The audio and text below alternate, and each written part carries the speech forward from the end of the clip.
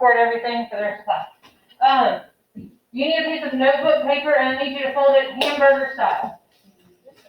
I'm colorblind. Fold it so it's two short halves, not two long halves. Sometimes you make it like the hot dog stuff. So you're gonna fold it hamburger style. And you're gonna use this to draw some graphs. On the paper it says whiteboards. We're not gonna use whiteboards because then we have to disinfect it. So, Colin, can I borrow yours real quick? When I tell you to draw a graph, here are the, like if you're a graph paper, this would be your lines going up. So your y-axis would be here, and you can draw your x-axis here. When I ask you to draw a graph, I'm asking you to be as accurate as possible in the most quick manner possible. Okay? How many of you know about graphing? Feel okay about graphing? Okay, good. So this shouldn't be too hard. We're using the Graphing with Madness paper, or Graphing Madness paper that you picked up when you came in. We use graphs to visually represent our data. If you only have 4 data points, not a big deal, but if you had 1,000 data points, it's a lot easier to see the trends if you're looking at a graph versus having to look at 1,000 data points, not necessarily in order. So the first one talks about a bar graph. We use a bar graph when we are graphing categories or things that are counted. We're not looking at a change over anything. We're looking at how many of each category. So in this case, we're looking at the distribution of grades from last year. And I want you to create a bar graph. The best bar graph you can make in the next 2 minutes with the data that's up here. It's also on your sheet, but it's in the paragraph. So create a bar graph, the best bar graph you can make, and time starts now. You can just create a graph in it. It doesn't have to use the whole paper.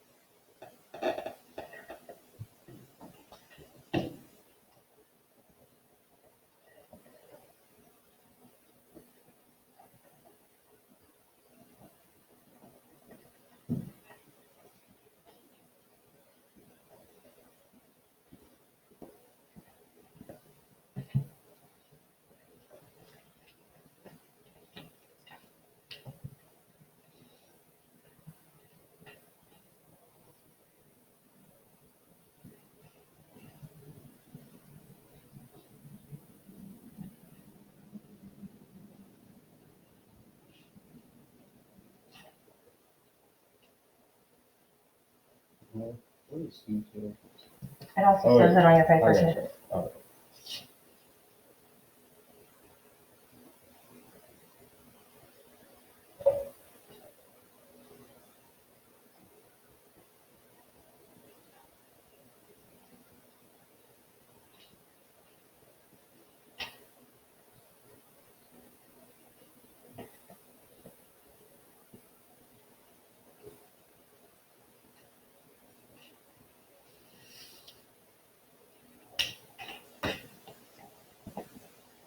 Got about 30 seconds.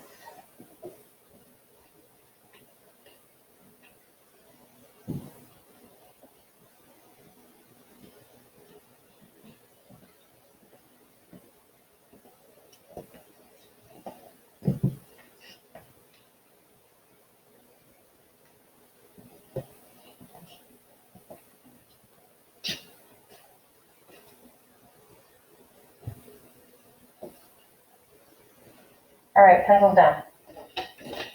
Tell me some things you thought about when you were drawing your graph. Raise your hand and tell me something you thought about. Josh?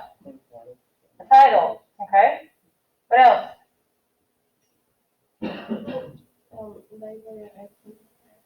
Okay, labeling your X and Y axis, and that doesn't mean writing an X and a Y, it means giving labels or titles to those axes, right? What number to count by and why?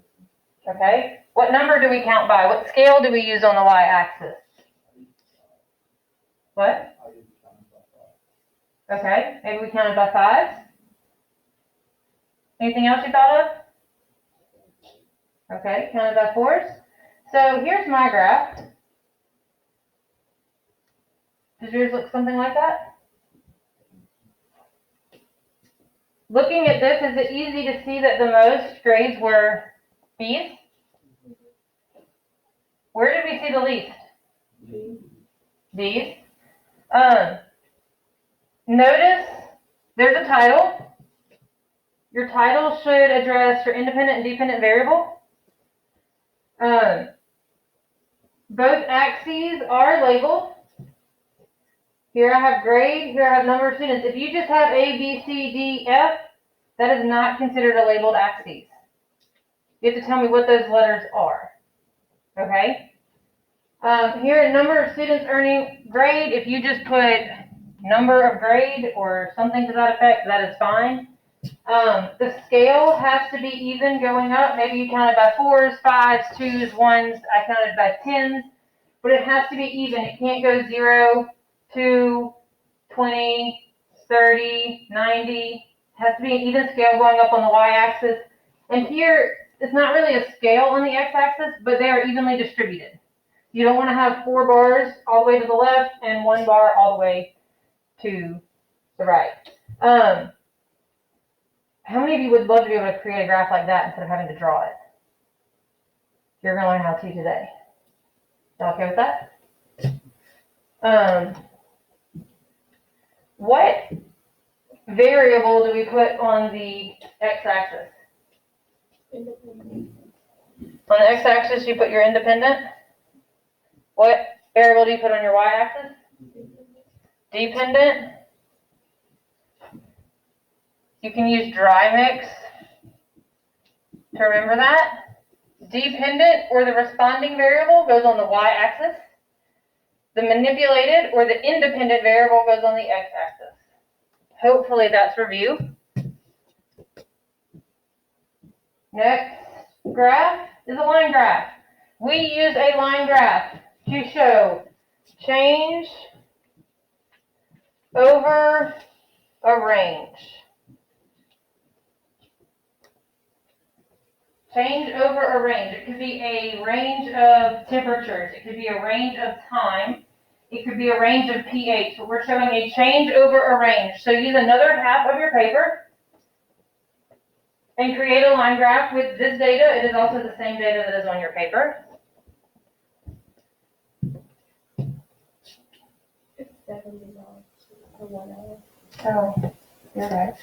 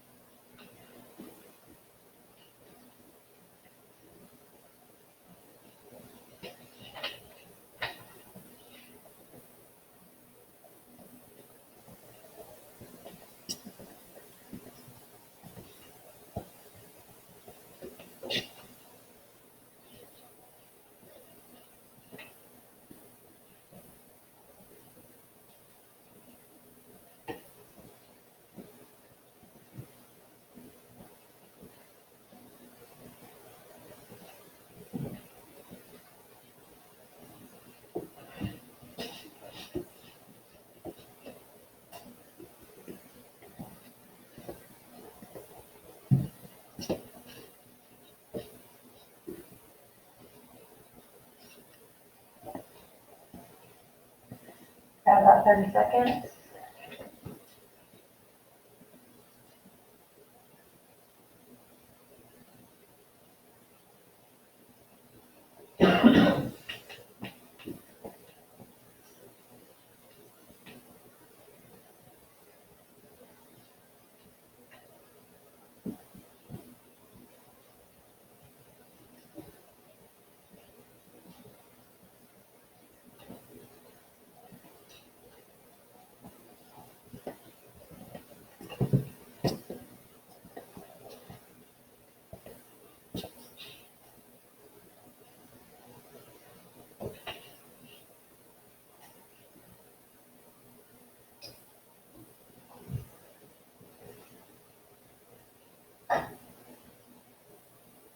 All right, pencil down. Did you put a title? No. Did you label both axes? Is your scale even? Is it even going across the bottom? Did you write 0, 70, 150, 240? Is that an even scale? That's what you wrote.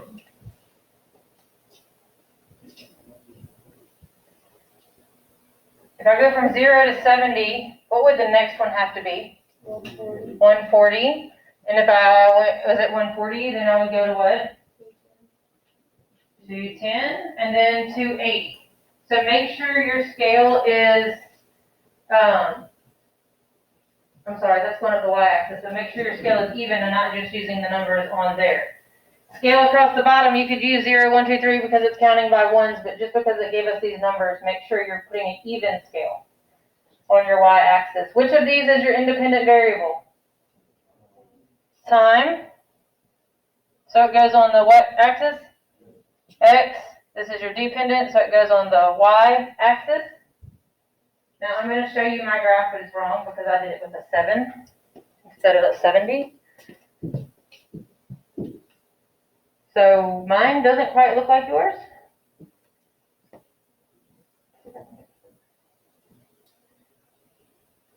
Does yours kind of look like that? If I asked you to calculate the average rate at which they traveled, how would you do that? Okay.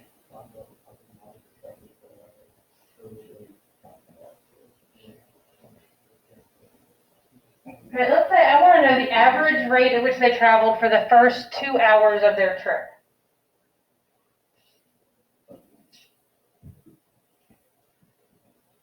Write this down. This is a very common math problem that we are asked.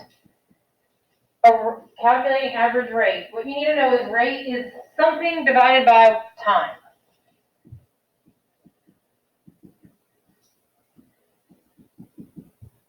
So a rate is always going to be over a time interval, so your time interval will always be what we're looking at on our x-axis. When they ask you to calculate an average rate, they're just asking you to calculate slope and not y equals mx plus b. I know what I'm talking about when I say that. You can do that, but we're not going to do that. What's another formula for slope?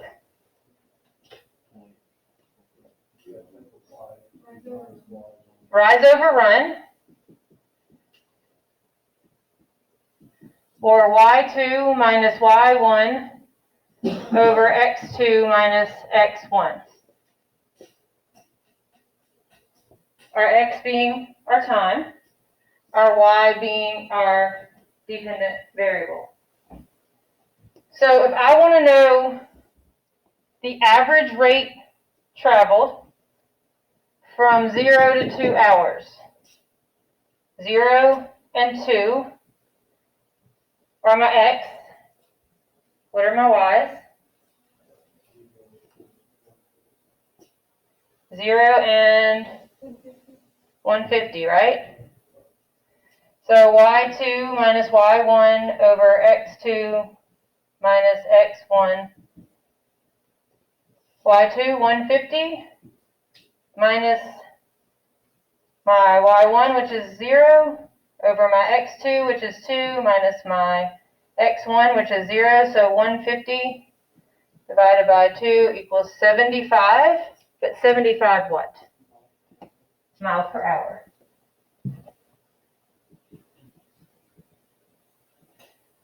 So here's the deal. If I asked you to calculate the average rate of something and I give you a graph about something you've never heard of before, it doesn't matter. You're just going to calculate the slope from the graph. You'll find the points for the 2 points, and you'll put it into the slope formula. Could I have put the y1 and the x1 first? Yes. As long as these 2 points match up here on the graph and these 2 points match up, it doesn't matter what order, because negatives, if you had two negatives, that when you divided, they would cancel each other out. Does that make sense? Yes? Good. You understand calculating rate? Okay. Moving on. Discuss with your group the rules for constructing accurate bar and line graphs and reporting on your paper. And then also discuss when you should use a line graph over a bar graph and write it on your paper.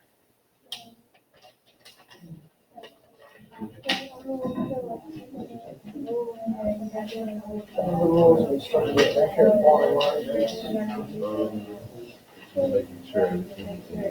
Make sure it scales even. Good right now. Make sure it scales even correct.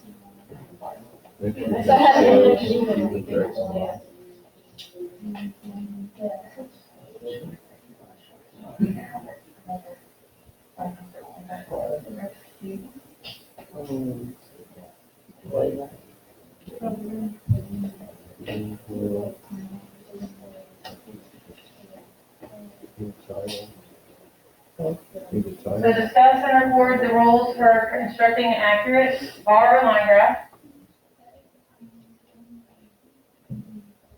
And discuss when you use a bar graph versus a line graph. Record it. There's a place for you to write it right there on the Graphing Madness paper.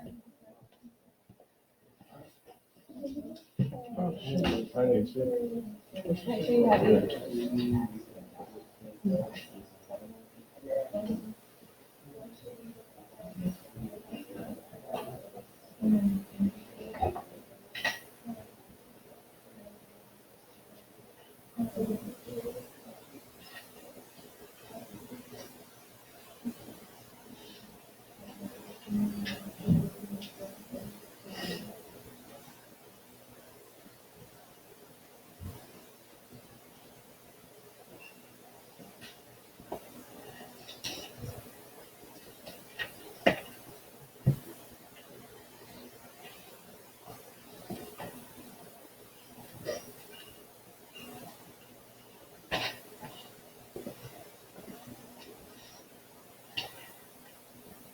You have your rules? All right. So rules for constructing an accurate bar and line graph. What's going to get you your points? A what? Okay. Label your axes. Title.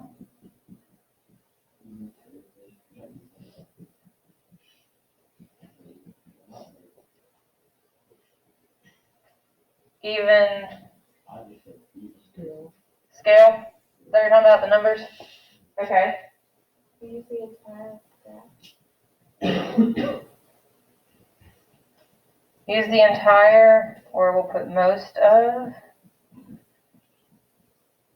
graphing area. Have accurate information.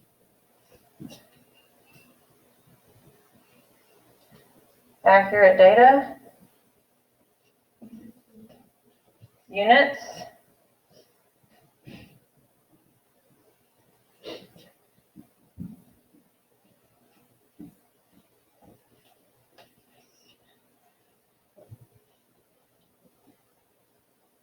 We good? What about appropriate scale?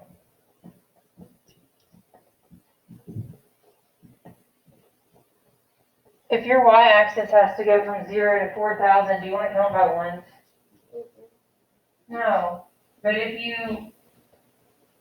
your data only goes from 0 to 30, do you want a scale that's gonna go from 0 to 4,000? No, so a scale that's appropriate for the data that you have to graph, right? Y'all good on these? Guys, every time you do a graph on a lab report or anything other than in an FRQ, it's 10 points for me. If it's in an FRQ, it'll be however many points AP says it is. But graphs should be easy points for you to get. So make sure that you're getting them. Hopefully you're writing this down on that paper. And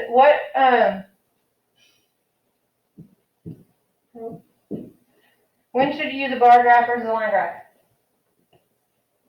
Use a bar graph. They use a bar graph if you're like counting math. Not math, but like, you know, like quantity. Like, yeah. Large numbers. Yeah. Okay. Use a bar graph when you're like comparing the two things.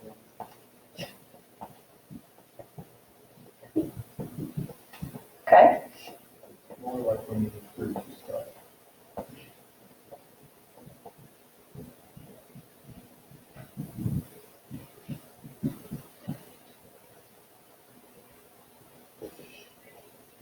I thought using line graph and time as a variable.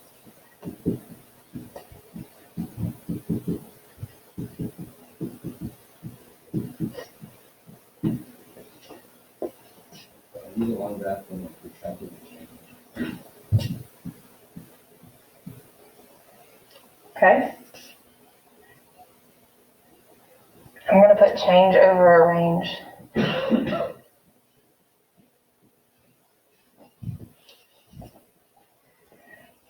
If you would write words on your x-axis, or letters like A, B, C, D, or you would write bears, cats, dogs, lions, right? If you would write words or categories on your x-axis, you would use a bar graph 99% of the time.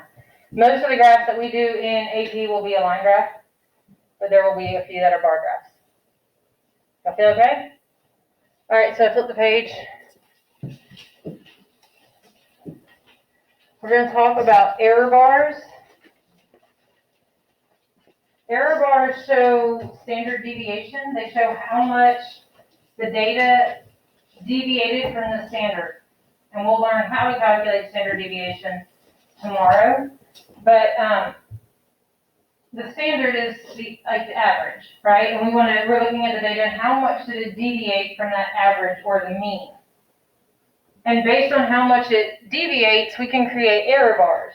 The bigger the bar, the more room for error it is. So when you look at a graph, this point right here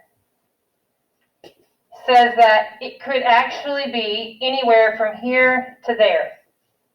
That's how accurate that data point is. It can fluctuate anywhere in that number. Does that make sense? So, of these, which one do you think would be the most accurate data point? The one at 20, because it has the smallest error bar. Does that make sense? So when we put an error bar, we're saying it could fluctuate anywhere within that line. So error bars let us know if we see something and it has error bars like that, guys, it was probably a really bad experiment. And there was a lot of data that came out over quarantine, and people are posting all this data. And for one thing, it looks really bad because if you look at the range, like the bar is way high, but the range is like 10. Right? So it looks like it's a whole lot, but it was really 10. Or they would have these error bars thinking nobody's going to look at them, but the error bars were as long as the graph for every point. So we weren't really looking at accurate data. So when you're looking at a graph, take those things into consideration. Is this a good graph? Is it a reliable graph? But another thing you need to understand is, like here, we're comparing. And we want to know if this difference is significant when we compare it to this difference. Well, you see this error bar? See how it overlaps with this error bar? So this value right here could actually be right here. So is there really a difference in these two? No, because those error bars are overlapping. So error bars let us see data really quickly and say, is there a difference in what we're looking at? So this is explained on your paper as well, but you see these pictures. When these error bars overlap, the more they overlap, the less reliable the results or the less significant the difference is. So we might look at this and say, the plants in the sunlight grew a lot more than the plants in the dark. Or they didn't. So if these are in the sun, this is in the dark, we might say, oh, they grew a lot more. But look at the error bar. That says here that could be, the point could be here, but this says this point could be here. So because they overlap, is there really any difference in those numbers? No, those error bars tell us that there's no significant difference. And there's a lot of overlap here. Now here, there's a little bit less overlap. It only overlaps from this point to this point. So could there still be a difference in the numbers? Yes. So this is possibly significant. So here we could say the sun may have had an effect on the growth compared to the dark, or the lack of sunlight. But then we get here, and when they don't overlap, this is the lowest that number can go. This is the highest this number here can go. They don't overlap. So is there a difference in the growth in the sunlight versus the growth in the dark? Does that make sense? So it's a quick way to look at it and go, yeah, there's a difference, or no, there's not. Those error bars are important. So let's look at these. Discuss with your group. Is there a difference between the A and B? Or is the difference between A and B significant? Explain why or why not. And is the difference between C and D significant? And explain why or why not.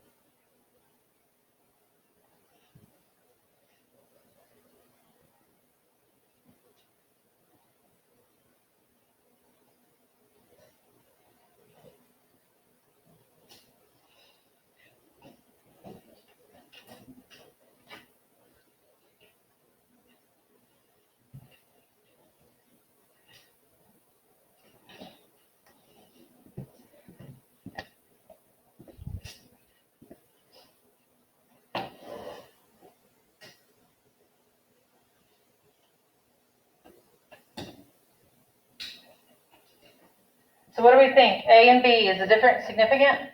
Yes. Why? There's no overlap. So it is significant because the error bars don't overlap. There is a difference, and because there's no overlap, we can say that those differences, they couldn't be the same.